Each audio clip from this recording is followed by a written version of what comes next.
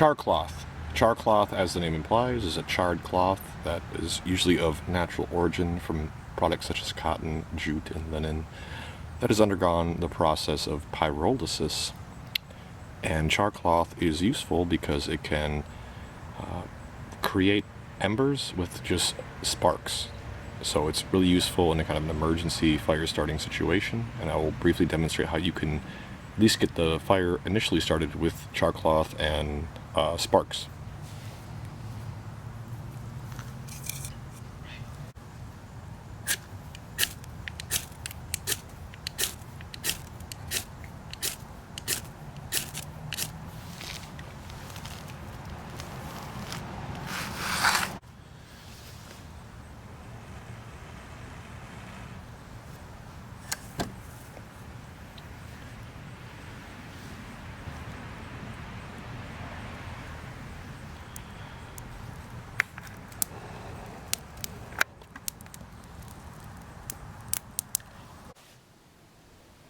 Hey everyone, thank you for tuning into this video, and today we're going to talk about a very easy process to create char cloth, which is a survival tinder or fire starting tinder for camping applications that's created through the process of pyrolysis, where you take a natural fiber such as cotton, linen, or jute, and you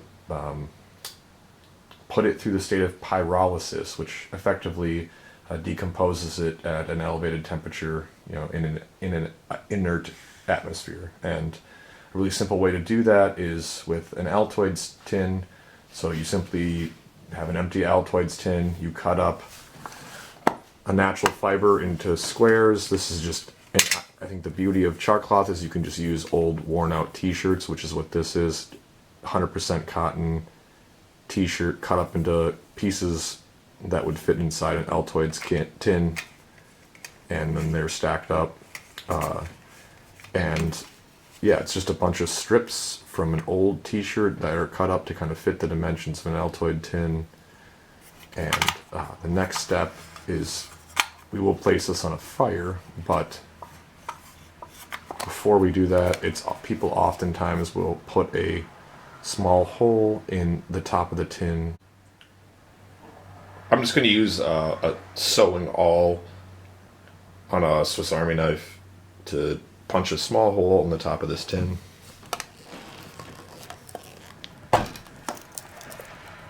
Twist it around a little bit. Alright, so the vent hole on the top of the Altoids tin has been created, and the next step is to place this on a heating source to initiate the process of pyrolysis.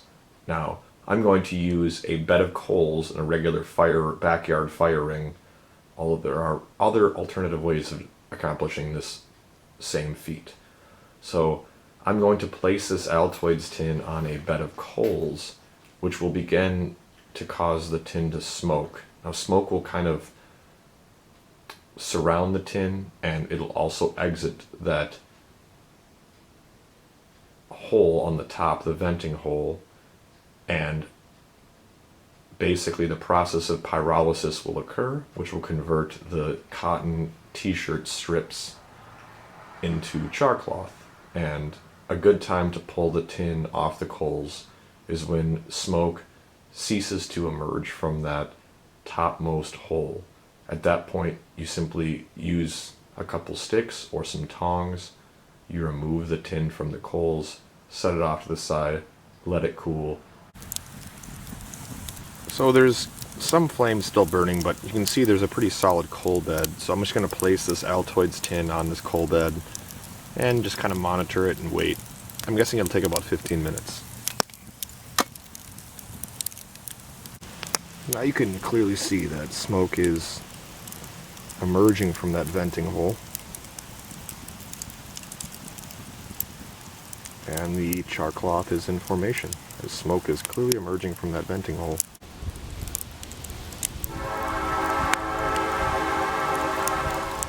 Alright, not much is coming out of here anymore, so I'm going to pull the Altoids tin from the fire and place it off to the side to cool.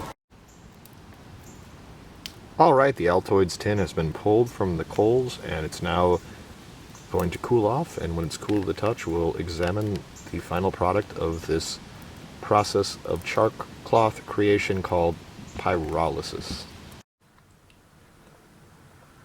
The Altoids tin is cool to the touch, and we're going to examine the contents.